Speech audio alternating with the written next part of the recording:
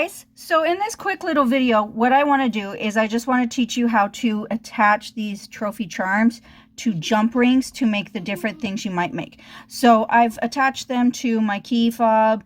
My kids have them attached to their little backpacks. You can make earrings that are, you know, just one little or fancy, and we have 3 different right there. And this is the one that I'm going to demonstrate on the most. So to do all of these projects, you're going to need some simple tools. These are jewelry pliers. I prefer these with the flat part. I only have 1 pair though, and you do need to have 2 jewelry pliers, so just make sure you have something. Then you're going to need jump rings, which are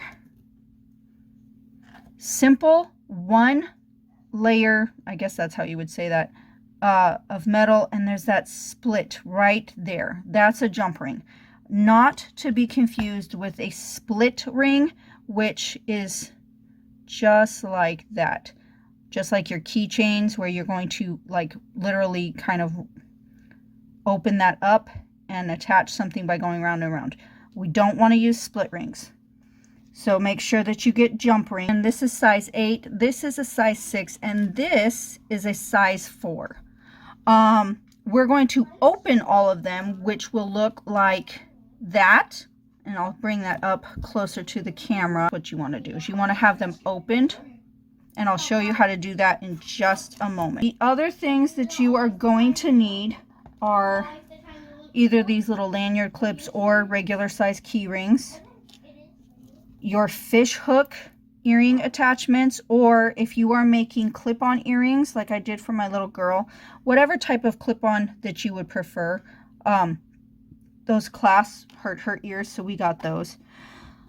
Okay, so what you are going to do is you need to start by opening up your rings. To do that, you put the ring in 1 plier, and you have the other side and you just literally twist. You don't have to twist horrible big. I probably went too far on that one, but it's not going to hurt anything. To make a regular earring, these are size 6 jump rings, and you're going to have 3 of them, which I have ready right here. All right, so to do this, you take the first open one and you weave it through, feed it through, whichever word you want to use, your trophy handle. And honestly, you could have kept this one open. I didn't think ahead and count how many to leave open. I just counted out how many I needed. To close them, you literally just work it back and forth. Come on. There we go. Almost. Until you get it closed. Maybe if I just lay it down, it's just focusing all the way down here. Yeah. So you can see that that's all closed. And then what you're going to do is here, let me go ahead and get this one attached to the earring. And it doesn't matter if you work in pieces like I am, or if you were to go immediately just in the flow of the middle piece and then this piece and then the earring. Just matters that you get all these different jump rings attached.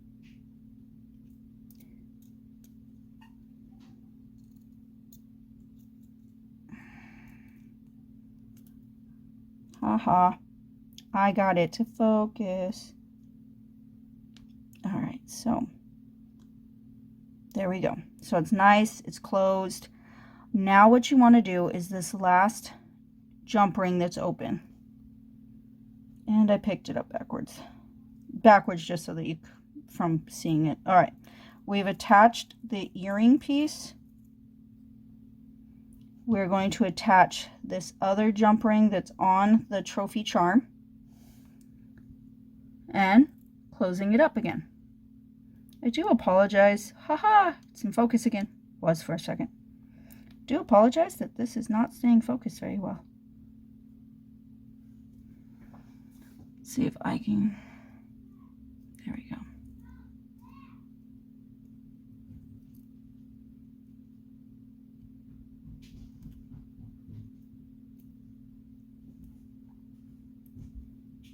Okay, nice, sealed up, and you have a very basic earring. All right, to make that really nice, long, dangly earring, what I did is, let's break this down. On the earring itself is one size 4. Attached to that size 4 is one size 8 jump ring. Then we have 3 different strands. We're going to start with this small strand. There are literally 5 of these size 4s. One attached to this loop, one attached to this handle, and then we've got the 3 in the middle. If you are finding this way too difficult, you can just use a bigger size. But I already made the one, so I've got to make them match because I don't want to redo the one. So I'm going to just open this up a little bit wider. Ta-da! You know what? You see how the handles are not evenly spaced? I'm going to grab the handle that is kind of a bit more squished looking. That way, it's the one that has all the pressure, and maybe as it's dangling, it'll even itself out. Haha! Opening up more worked. Okay. To be honest, I am going to close this one up right now because it was enough of a pain. I do not want to, there we go, have to deal with another jump ring on this one.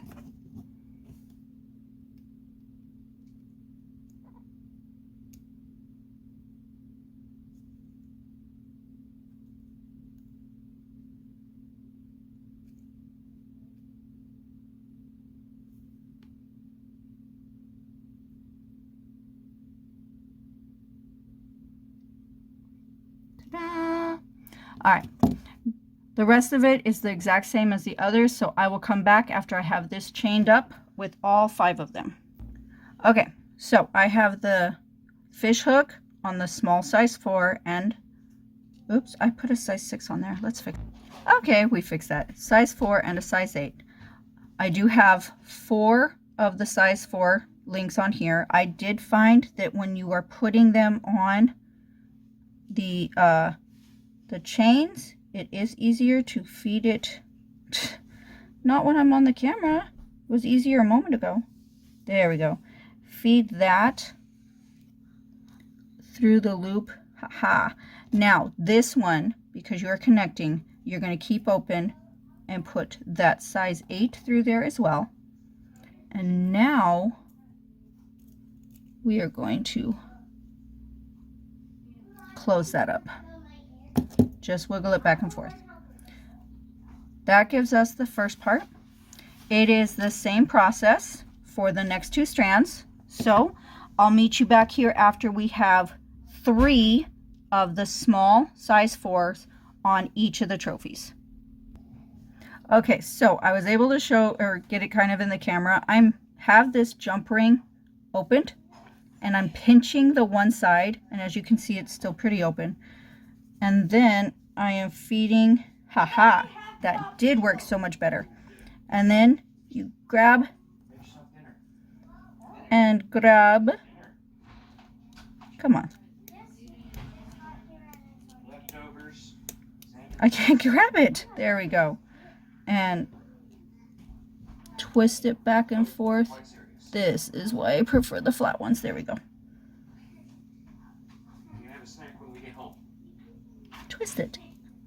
And then you have a closed up jump ring. Except my thumb is in the way. Let's try that again. There we go. A closed up jump ring. Alright. Alright, so to make this match, I've already got the yellow one correctly chained. Now it is the white one that is next, and it already has its 3 size 4 jump rings, but now we need 7 size 6 jump rings. So I will put those on there because it's the exact same process. We're going to just feed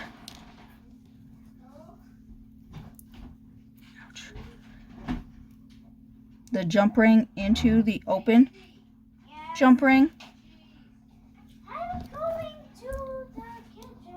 Close it up by just wiggling back and forth. And you put some pressure to bring it closer and closer and closer to itself. And then it's all nice and closed. So keep repeating that until you have used 7 of these. That 7th one, I'll be right back and we'll attach it to here. Okay, I have 6 of those on there.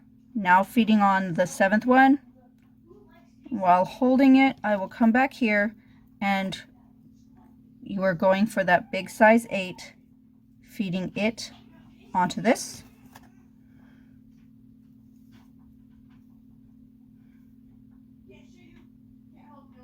And wiggling it closed. There we go. All right, 2 of the 3 strands are now attached. Again, the 3 small size 4 are already on the silver one. To finish up this chain, we're using 9 of those large size 8s. I'll put 8 of them on and I'll be right back again. Okay, so we have 8 of the size 8 jump rings on there. All nice closed up. Feeding the 9th one on there. Grab, oops.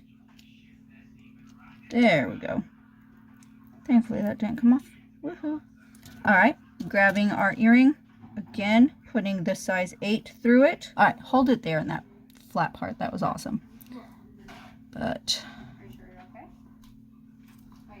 somehow, when all this went together though, we started to be kind of folded and not, so I just need to pull out a little bit. That's all we needed to do. And ta-da! That actually is how simple that was to make this really nice dangling earring set. Glad I could show you guys. See you soon.